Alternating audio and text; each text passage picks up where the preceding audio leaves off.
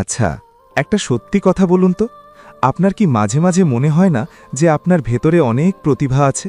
আপনি অনেক কিছু করতে পারেন, কিন্তু ঠিক শেষ মুহূর্তে গিয়ে হাত পা ঠান্ডা হয়ে আসে। মনে হয় যদি না পারি, যদি সবাই হাসাহাসি করে। এই যে বুকের ভেতর একটা ধক করে ওঠা শব্দ, এই যে অজানা একটা আশঙ্কা, এটাই আপনাকে থামিয়ে রেখেছে।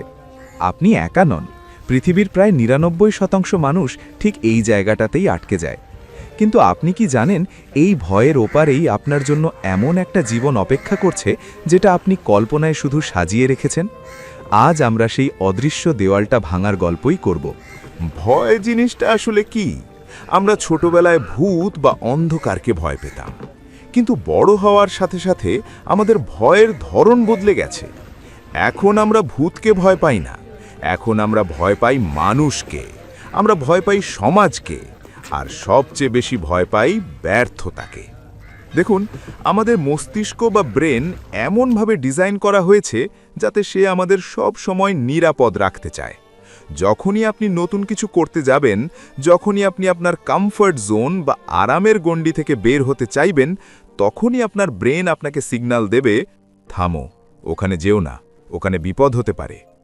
আদিম যুগে এটা দরকার ছিল বাঘ ভাল্লুক থেকে বাঁচার জন্য, কিন্তু এখন তো আর বাঘ আপনাকে খেতে আসছে না। এখন আপনি যে ইন্টারভিউ দিতে ভয় পাচ্ছেন বা নতুন ব্যবসা শুরু করতে ভয় পাচ্ছেন, সেটা আসলে আপনার প্রাণের ঝুঁকি নয়, সেটা আপনার ইগোর ঝুঁকি। আমরা অনেকেই সারা জীবন কাটিয়ে দিয়ে একটা আফসোস নিয়ে আমরা ভাবি, ইস, যদি সেদিন একটু সাহস করতাম। কিন্তু সাহস করাটা কি এতই কঠিন? আসলে কঠিন নয়, আমরা এটাকে কঠিন বানিয়ে ফেলি অতিরিক্ত চিন্তা করে। ওভার থিঙ্কিং বা অতিরিক্ত চিন্তা হলো ভয়ের সবচেয়ে বড় খাবার। আপনি যত বেশি ভাববেন, ভয় তত বেশি বড় হবে। একটা উদাহরণ দিই। ধরুন আপনি একটা অন্ধকার ঘরে আছেন, আপনি জানেন না ঘরের কোথায় কি আছে। আপনার নড়াচড়া করতে ভয় লাগবে, তাই না? মনে হবে এই বুঝি পায়ে কিছু বিঁধল, বা এই বুঝি কোনো কিছুর সাথে ধাক্কা লাগলো। কিন্তু যেই আপনি ঘরের আলোটা জ্বালিয়ে দেবেন, মুহূর্তের মধ্যে সব ভয় চলে যাবে। কেন? কারণ আপনি এখন দেখতে পাচ্ছেন। আমাদের জীবনের ভয়গুলো ঠিক ওই অন্ধকারের মতো। আমরা জানি না সামনে কি হবে, তাই আমরা ভয় পাই। এই ভয় কাটানোর একমাত্র উপায় হলো জ্ঞানের আলো, বা সোজা কথায় কাজে নেমে পড়া। আপনি হয়তো ইউটিউবে বা ফেসবুকে অনেক ভিডিও দেখেছেন বা খুঁজছেন কিভাবে মন থেকে ভয় দূর করা যায় বা সাহসী হওয়ার সহজ উপায়। কিন্তু বিশ্বাস করুন, কোনো ভিডিও বা কোনো মোটিভেশনাল স্পিকার আপনার ভয় দূর করতে পারবে না যতক্ষণ না আপনি নিজে সেই ভয়ের মুখোমুখি দাঁড়াচ্ছেন। সাঁতার শেখার বই পড়ে যেমন সাঁতার শেখা যায় না, তেমনি সাহসের গল্প শুনে সাহসী হওয়া যায় না। আপনাকে জলে নামতেই হবে। ভয়কে জয় করার প্রথম ধাপ হলো মেনে নেওয়া যে হ্যাঁ, আমি ভয় পাচ্ছি। এটা কোনো লজ্জার বিষয় নয়। পৃথিবীর সবচেয়ে বড় বীরও যুদ্ধের মাঠে নামার আগে ভয় পায়, কিন্তু তারা ভয়ের কাছে আত্মসমর্পণ করে না, তারা ভয়কে সাথে নিয়েই এগিয়ে যায়। সাহস মানে ভয়ের অনুপস্থিতি নয়, সাহস মানে হলো ভয় থাকার পরেও কাজটা করা। আমাদের মধ্যে একটা রোগ আছে, সেটা হলো লোকে কি বলবে। এই রোগটা ক্যান্সারের চেয়েও মারাত্মক।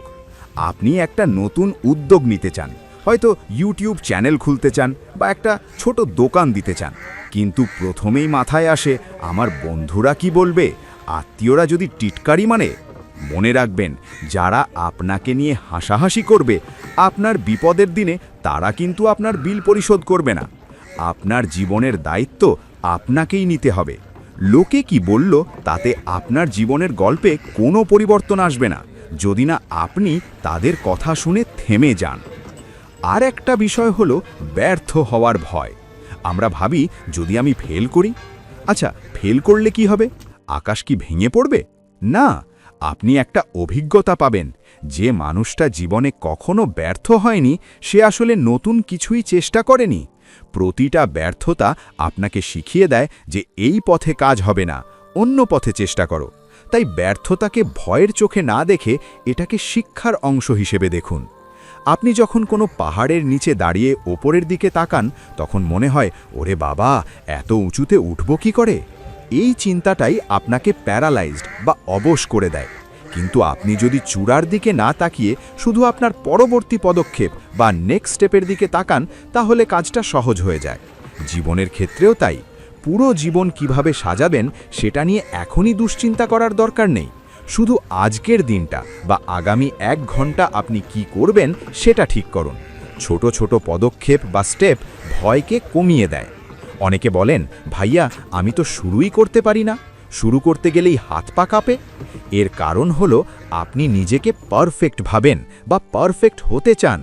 আপনি চান আপনার প্রথম কাজটাই মাস্টারপিস হবে, কিন্তু বাস্তবতা হলো কারোরই প্রথম কাজ নিখুঁত হয় না। আপনি যদি পারফেকশনের জন্য অপেক্ষা করেন তবে আপনি সারা জীবন অপেক্ষাই করে যাবেন। জীবনে সফল হওয়ার উপায় খুঁজলে দেখবেন সফলরা কখনো পারফেক্ট সময়ের জন্য অপেক্ষা করেনি। তারা ভুল করেছে, শুধরেছে, আবার এগিয়েছে। তাদের শুরুটা ছিল অগোছালো, কিন্তু তাদের শেষটা হয়েছে জাঁকজমকপূর্ণ। ভয়কে জয় করার আরেকটা মানসিক ট্রিক বা কৌশল আছে। সেটা হলো সবচেয়ে খারাপ কি হতে পারে সেটা ভেবে নেওয়া। ধরুন আপনি বসের কাছে প্রমোশনের কথা বলতে ভয় পাচ্ছেন। নিজেকে প্রশ্ন করুন, সবচেয়ে খারাপ কি হতে পারে? বস হয়তো না বলবেন, এর বেশি তো কিছু না, তিনি তো আর আপনাকে মেরে খেলবেন না। যখনই আপনি ওয়ার্স্ট কেস সিনারিও বা সবচেয়ে খারাপ পরিস্থিতিটা মেনে নেবেন, তখন দেখবেন ভয়টা আর নেই। কারণ ভয় অনিশ্চয়তার মধ্যে বেঁচে থাকে। যখন আপনি ফলাফলটা মেনেই নিলেন, তখন ভয়ের আর কোনো শক্তি থাকে না। আপনার জীবনের ড্রাইভিং সিটে আপনাকেই বসতে হবে। ভয়কে প্যাসেঞ্জার সিটে বসতে দিন, কিন্তু তাকে স্টিয়ারিং ধরতে দেবেন না। ভয় আপনাকে বলবে, জোরে যেও না, অ্যাক্সিডেন্ট হবে। আপনি শুনবেন, সাবধানে চালাবেন, কিন্তু গাড়ি থামাবেন না।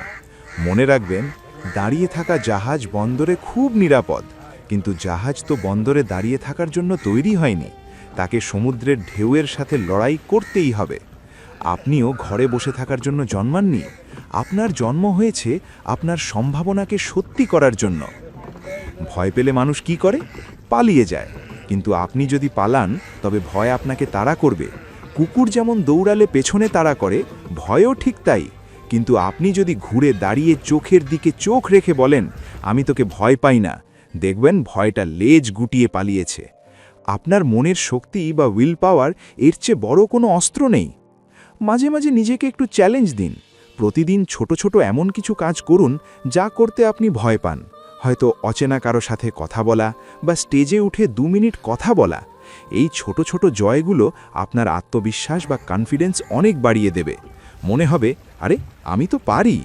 এই বিশ্বাসটুকুই আপনাকে বড় যুদ্ধের জন্য তৈরি করবে। সবশেষে একটা কথা বলি, জীবন খুব ছোট। ভয়ের কারণে গুটিসুটি মেরে বেঁচে থাকার নাম জীবন নয়। যেদিন আপনার মৃত্যু হবে, সেদিন যেন আপনার মনে এই আক্ষেপ না থাকে যে আমি ভয়ের কারণে আমার স্বপ্নগুলো পূরণ করতে পারিনি। বরং যেন মনে হয়, আমি ভয় পেয়েছিলাম, কিন্তু আমি থেমে থাকিনি। আমি আমার সবটুকু দিয়ে চেষ্টা করেছি। যারা ইতিহাস গড়েছে তারা কেউ সুপারহিউম্যান ছিল না। তাদেরও হাত পা কাঁপত, কিন্তু তারা সেই কম্পন উপেক্ষা করে কলম ধরেছে, তলোয়ার ধরেছে, মাইক ধরেছে। তাই আজ আমরা তাদের মনে রেখেছি। আপনি যদি আজ ভয়কে জয় করে উঠে দাঁড়ান, কাল হয়তো আপনার গল্পই হাজার হাজার মানুষকে অনুপ্রাণিত করবে।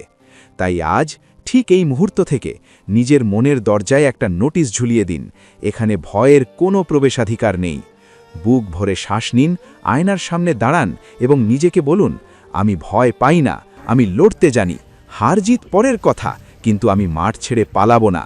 কারণ যে মাঠ ছেড়ে পালায় না, তাকে কেউ হারাতে পারে না।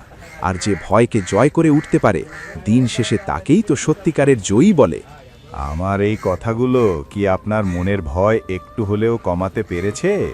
আপনি কি এখন নিজেকে আগের চেয়ে একটু বেশি সাহসী মনে করছেন? যদি এই আলোচনাটি আপনার ভালো লেগে থাকে এবং আপনাকে অনুপ্রাণিত করে থাকে, তাহলে প্লিজ ভিডিওটাতে একটা লাইক দিন। আপনার এই ছোট্ট সাপোর্ট আমাকে অনেক উৎসাহ দেয়। আর আপনি যদি এমনই জীবন বদলে দেওয়া সব গল্প এবং পরামর্শ শুনতে চান, তাহলে আমাদের এই পরিবারের সদস্য হতে ভুলবেন না। এখনই সাবস্ক্রাইব বাটনটি ক্লিক করুন এবং বেল আইকনটি বাজিয়ে দিন।